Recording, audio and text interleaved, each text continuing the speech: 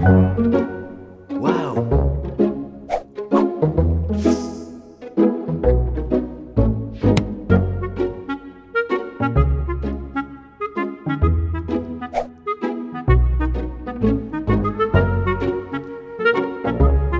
Les apiacées, encore appelées ombellifères, sont une vaste famille de plus de 4000 espèces et l'on en découvre de nouvelles toutes les années.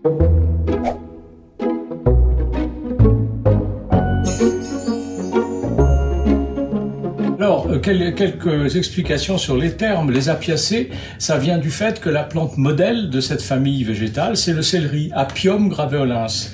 Par contre, moi je préfère le terme plus poétique et plus juste des ombellifères, c'est-à-dire que c'est une des plantes qui portent des ombelles.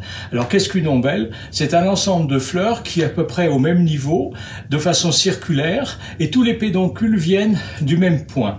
Alors ça ressemble à s'y méprendre à un parapluie, ou mieux à une ombrelle, et donc les ombellifères sont des plantes à fleurs en ombrelle. Ces ombelles sont très visibles de loin souvent. Pourquoi? Parce que les fleurs sont de couleur vive, blanche, jaune, rose parfois, et elles sont visibles de loin et attractives. On parle d'attractivité visuelle. Mais chez les ombellifères, il y a une deuxième attractivité, c'est l'attractivité olfactive. Ces ombelles parfument l'environnement avec des odeurs mielées et beaucoup plus complexes, et à nouveau attirent d'autres insectes. Donc c'est une famille passionnante déjà avec cette double attractivité. Alors les ombellifères ont des feuilles aussi, pas seulement des fleurs, des feuilles qui sont divisées en lobes larges et toujours divisées, ou alors en lobes très étroits, très finement divisés. Très rapidement, les fruits sont très simples, sont ovales, et à terme, quand ils sont secs, en deux parties, ils se divisent pour donner deux graines qui vont être disséminées, certaines par le vent parce qu'elles sont pourvues d'ailes, et d'autres avec des crochets par les animaux ou même les chaussettes des botanistes. Ça peut arriver. Alors la famille des ombellifères, elle se rencontre sur toute la planète, c'est-à-dire les lieux tempérés froids principalement, mais également toute la zone méditerranéenne et qui se poursuit sur les steppes de l'Asie. Donc là, il y a beaucoup de plantes que l'on peut aller étudier dans tous ces secteurs. Au niveau des altitudes, c'est toutes les altitudes, du bord de la mer jusqu'aux plus hautes montagnes, au-delà, au-dessus des prairies, il y a encore des ombellifères.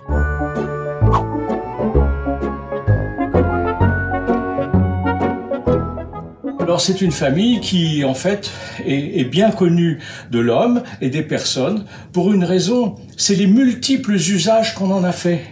Alors quelques exemples, des plantes alimentaires. La carotte est la plus connue et la plus cultivée. Mais il ne faut pas oublier le panais, il ne faut pas oublier le fenouil et bien sûr le céleri que j'ai déjà cité. Il y a aussi beaucoup d'herbes condimentaires, la plus connue le persil, mais le cerfeuil et également l'aneth peuvent servir comme ça de condiment.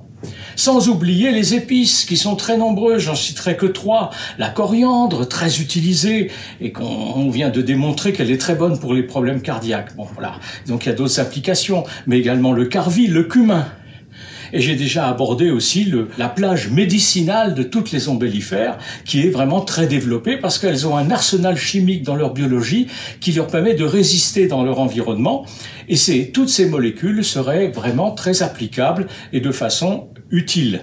Donc, plantes médicinales et aussi plantes qui ont des insecticides naturels, qui ont des bactéricides, des antiviraux naturels, des antigerminatifs. Et toutes ces molécules, elles sont biodégradables. Elles ne posent pas de problème dans leur futur. Et ça, c'est quand même de très grands avantages. Et puis, il y a aussi les répulsifs pour insectes. Alors l'ombellifère, elle repousse l'insecte sans l'éliminer. Ça, c'est très intéressant, parce que nous sommes dans une époque où on se préoccupe de la conservation de la biodiversité, globalement. Alors on aurait des molécules utilisables par l'homme parce qu'il les a consommées depuis des siècles. Ensuite, elles sont biodégradables et elles détruisent pas le reste de la biodiversité. Alors, qu'est-ce qu'on attend? Donc, les ombellifères, c'est une famille qui est très passionnante. Si jamais vous succombez à leur attractivité, je dirais à leur charme, réjouissez-vous plutôt que vous inquiétez.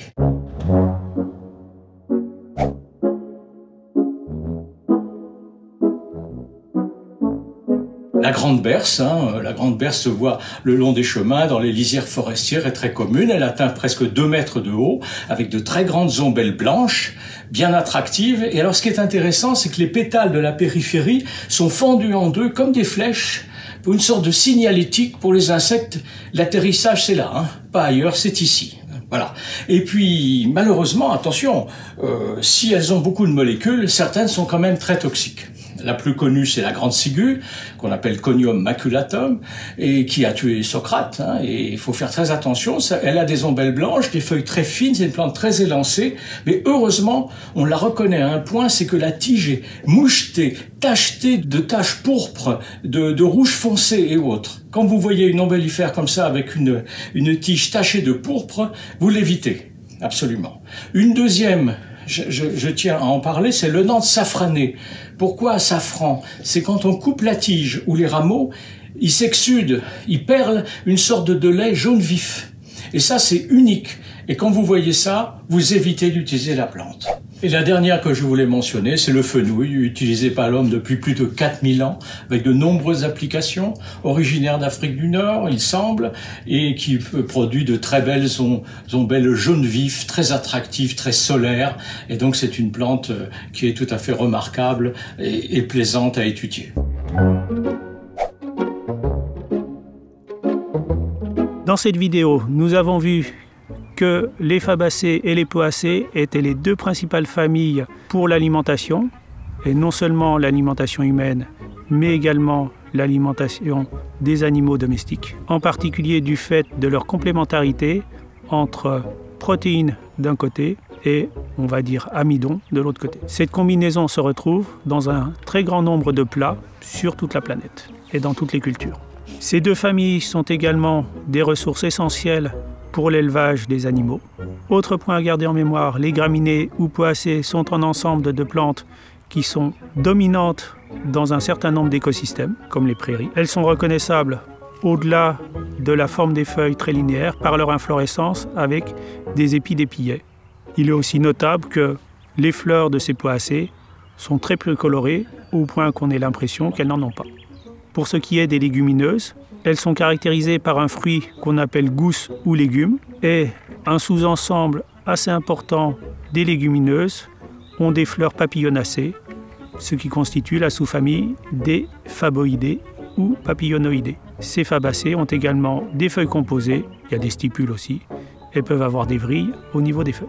Enfin, les ombellifères ou apiacées sont caractérisées par leur inflorescence en ombelles d'ombellules qui permet de les remarquer de très loin. Elles ont également des feuilles nettement découpées et des fruits qui ont une morphologie très particulière, ayant tendance à se diviser en deux à maturité. Wow.